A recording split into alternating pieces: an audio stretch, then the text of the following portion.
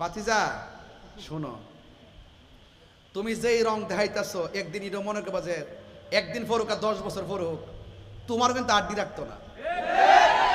তুমি যখন সবকিছুর ঊর্ধ্বে যদি সুন্দর একটা প্রেজেন্টেশন করতে পারো, ক্ষমা দিয়া, ভালোবাসা দিয়া, শান্তি দিয়া, ধর্মের নামে অধর্মের চর্চা না কইরা, সার্বভৌমত্বের বিরুদ্ধে না যায়া দেশের প্রত্যেকটা মানুষের সঙ্গে, হ্যাঁ, প্রকৃত অপরাধী যারা তাদেরকে টানায় টানায় বাইরানো হোক।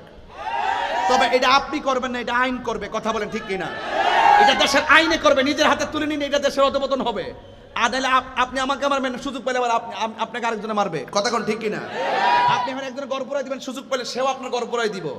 আমার কথা হলো আইন, যে অপরাধ করছে, দুর্নীতি করছে, যে টাকা পাচার করছে, যে অপরাধের সাথে সম্পৃক্ত, প্রত্যেককে প্রমাণ সাপেক্ষে শাস্তি দেওয়া হোক। কথা বলেন ঠিক কিনা?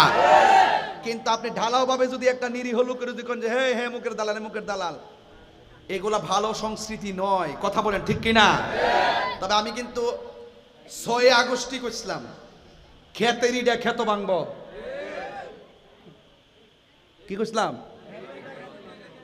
খেতেরিটা খেত ভাঙব।